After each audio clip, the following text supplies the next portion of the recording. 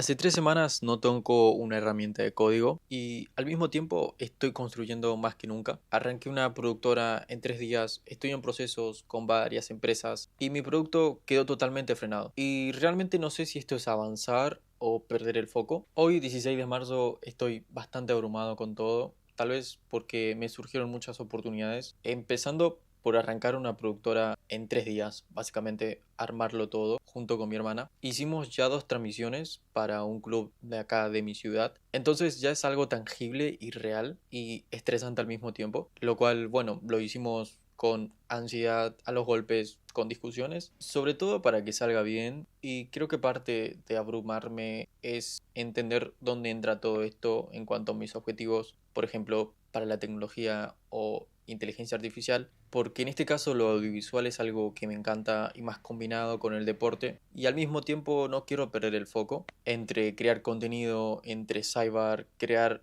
y seguir desarrollando el producto, y es en lo que vengo trabajando este último mes y medio. Además, mi contenido iba un poco hacia ese lugar y de compartir el proceso, pero también encontré que parte de compartir el proceso sea esto, este proceso de entender cuáles son las oportunidades y las opciones que tengo hoy. Pero, por ejemplo, cuando intenté validar Cyber y hablar con clientes o clientes potenciales, claramente me encontré con problemas porque no todo es color de rosas y tiene que ser lo normal para mejorar mi propuesta de valor y mejorar cómo yo vendo. Y tal vez me bajó un poco esa adrenalina o motivación que tenía al principio, pero también me ayudó a entender hacia dónde quiero pivotar o hacia dónde quiero llevar el producto. Y no solo la visión de este producto, sino la visión con los productos que pueda construir de acá hacia adelante. Tal vez con el mismo ímpetu de ir contra la inteligencia artificial, que parece que es lo que hace mi producto, pero realmente no soy alguien anti-AI porque básicamente desarrollé el producto 100% con agentes de código. Y creo que a lo que más apunto es a lo que se viene y lo que se vio estas últimas semanas o este último mes en cuanto a nuevos reportes y muchísimos errores en lo que es desarrollar con agentes de código en proyectos reales y sistemas que comprometen datos de clientes y comprometen ganancias de las empresas. Tal vez Twitter sirva un poco de termómetro para esto, aunque no es la única fuente de verdad realmente, porque claro, es donde más humo se ve actualmente en el mercado en general en cuanto al desarrollo de software y el mercado de inteligencia artificial.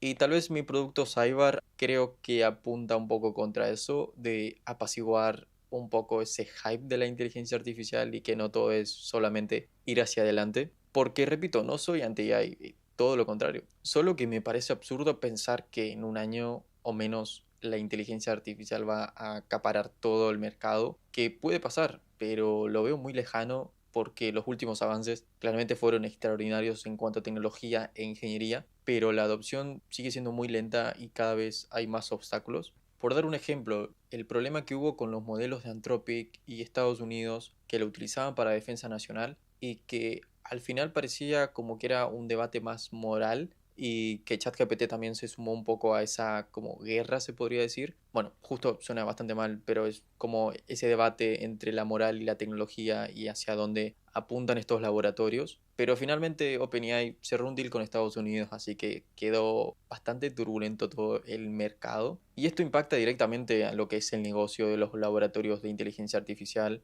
porque también salieron muchos reportes de cómo realmente hacen dinero y cómo no son rentables a largo plazo, o al menos de lo que se vio estos últimos 3 años. Y no lo digo esto por divagar, sino que son reportes que sacaron ellos mismos y que su mayor ingreso es apuntar a que sus usuarios, principalmente desarrolladores, quemen tokens y de esa forma generen ingresos y que mantengan a flote el negocio, donde también pone en evidencia realmente cuáles son las evaluaciones de estas empresas que parecen casi fantasmas y creo que van más relacionados hacia el potencial y no realmente a lo que valen hoy en día, lo cual tiene sentido para inversionistas, pero tal vez toda esa burbuja, o no me gusta llamar burbuja porque es como ser muy pesimista, pero realmente cuando una de estas empresas salgan a IPO o hagan IPO, se va a ver bastante la verdad y puede pasar una de las dos cosas, que sería lo normal, que bajen sus acciones repentinamente o realmente se mantengan y solamente reconfirmen todo lo que está pasando actualmente. Todo esto viene porque Cursor, al menos mi forma de ver, iba a levantar 50 millones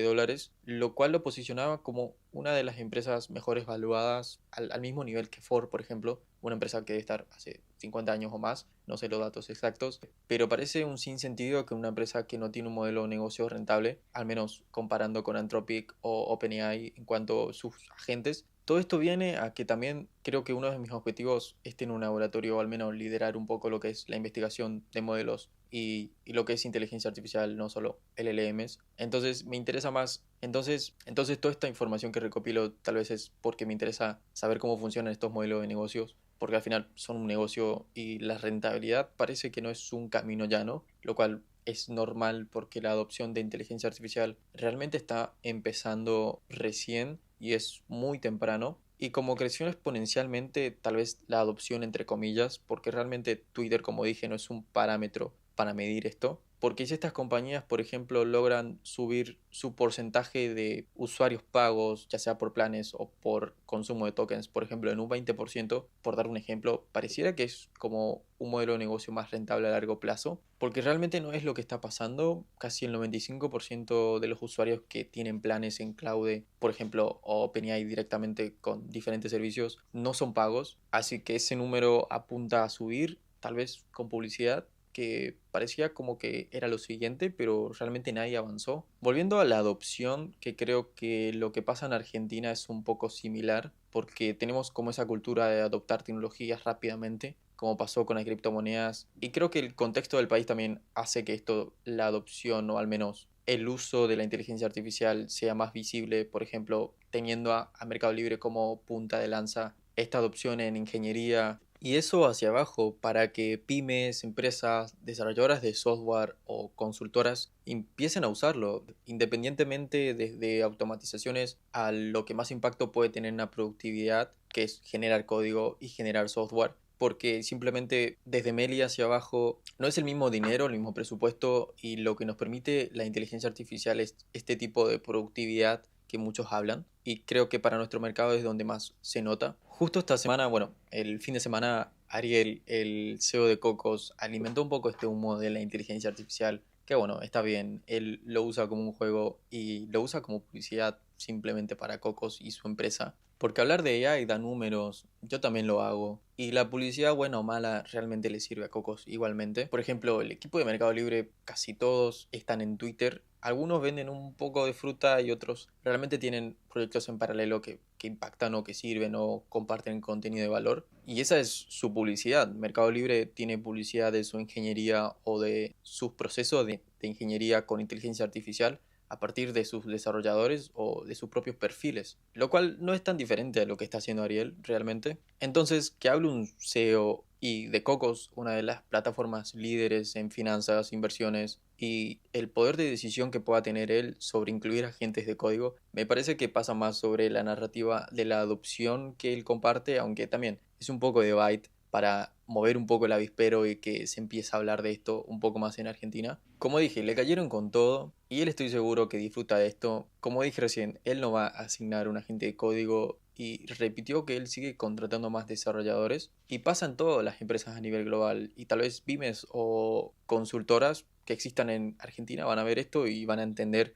que no es necesario que echen a todos sus desarrolladores por simplemente aumentar la productividad con una inteligencia artificial, que parece tan ilógico, pero se sigue repitiendo esa perspectiva o ese enfoque de que cada desarrollador individualmente puede ser productivo, lo cual es cierto, porque yo en mi casa puedo ser muy productivo desde mi habitación, básicamente ser individualista y ser productivo en un proyecto propio tal vez, pero creo que cuando estás en un proyecto real, ser productivo pasa más por escalar el producto y no tanto por generar más líneas de código. Y es un poco ese chip que se comparte mucho en Twitter, que no estoy de acuerdo porque no tiene sentido comparar o usar esa métrica de líneas de código o LOC, que es lo que se llama, LOC, porque si usas esa productividad con agentes de código, eso se traduce en ganancias y para la empresa o para una pyme son mejores inversiones y mejores oportunidades. Entonces, si no te contratan a vos, realmente puede ser por las dos partes, que las empresas estén buscando mal y que su enfoque esté derivando hacia otro lugar.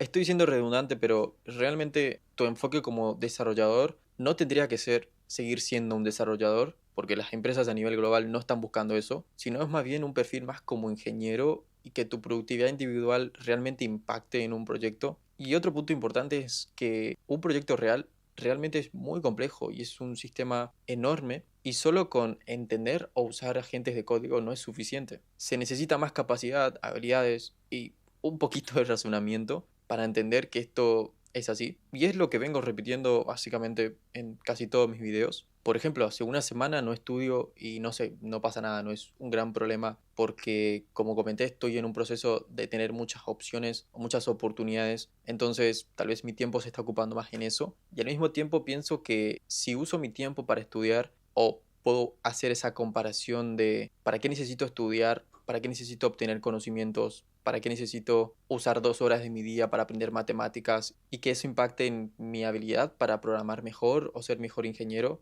Porque si caes como en ese hole de pensamiento de compararte y de que una persona sin conocimientos puede crear lo mismo que vos, es bastante difícil salir de ahí y seguramente te conformes con lo que ya sabes, pero también depende, por ejemplo, en mi caso, mis objetivos no van hacia allí, entonces realmente siento que estudiar y ponerle tiempo, como dije, 2 horas al día a aprender matemáticas para luego aprender Machine Learning, por ejemplo, me parece que es mucho más útil que solamente estar codeando todo el día y tenerlo como una adicción. Y digo adicción porque hay muchas personas que dicen que le pasa eso con el bytecoding, que realmente no tiene ningún sentido. Justo tuve una entrevista muy interesante con un estudio de marketing que están desarrollando productos tech y varios productos y además armando un equipo de inteligencia artificial entre machine learning, automatizaciones, etcétera. Nada, la entrevista fue bastante amena y la verdad que tal vez una de las mejores entrevistas que tuve en mi carrera, simplemente porque fue una charla de compartir conocimiento y no tanto conocimiento, sino más bien compartir la visión que tenemos cada uno. Y dentro de las preguntas y las respuestas que di, me planteé como este escenario, ¿no? De cómo yo veo la programación. Y mi respuesta fue doble, entre sentir que es magia y también una parte de ser un artista o de generar arte, porque no estoy seguro si hay muchas profesiones en cuanto a habilidades o capacidad que puedas tener una idea y realmente transformarlo en algo que un usuario pueda usarlo y tenga un beneficio. Entonces creo que el impacto de ese software pasa también como en el arte y puede pasar con la música, por dar una comparación. Entonces, para mí hace todo el sentido entre relacionarlo con magia y arte, porque hoy está en juicio es esta artesanía que teníamos antes o que hoy lo perdimos un poco, que podemos tener como desarrolladores con la capacidad que tiene la inteligencia artificial de crear sistemas bastante buenos. Y le respondía también que no sé si mi pasión sea la programación o el software, pero creo que eso viene más de la inseguridad con todas las cosas que están pasando hoy y que sería normal que todo el mundo la esté pasando. Básicamente pueden entender cuál es la razón de tal vez sentirme un poco abrumado. Y es el hecho de poder estar en todos lados e intentar buscar ese equilibrio que no es mi objetivo realmente. Porque ahora, por ejemplo, estas semanas hablé con muchas personas, muchos proyectos y que me contactaron para que pueda entrar en esos proyectos y participar de sus procesos de selección, que la verdad me interesan mucho porque siento que necesito seguir mejorando como ingeniero y eso va a repercutir directamente en cómo yo creo producto y cómo creo software. Y al final también necesito comer, así que eso es un no negociable. Y realmente tal vez esté bastante disperso que si la productora, construir producto, llevar un poquito más allá mi carrera y a partir de todo esto generar contenido y seguir mejorando. Creo genuinamente que realmente necesito enfocarme, pero por ejemplo con la productora hacer un negocio un poquito más real o más tangible, que puedo ver el producto final y no solo decir que estoy vendiendo un servicio de software, por ejemplo. La verdad que me estoy nutriendo de muchas otras cosas, como puede ser negociar o hablar con clubes directamente, que son potenciales clientes, y me sirve a la hora de vender uno a uno, por dar un ejemplo. Además de seguir liderando y de seguir armando equipos, al final todo me sirve para seguir nutriéndome y mejorando. Intento ocupar mi tiempo para casi todo, aunque es difícil, entre mi carrera, crear producto, seguir creando contenido. Creo que todo va de la mano porque me gusta hacerlo y disfruto, además de sacarle rédito. Entonces pareciera que perdí el foco de lo que al principio era crear producto, pero crear contenido me está trayendo nuevas oportunidades, mejores formas de compartir lo que construyo y me trajo oportunidades de trabajo. Así que veremos, fueron 3 semanas de dormir poco, pero espero arreglarlo y organizarme, así nos seguimos viendo por acá. Bye.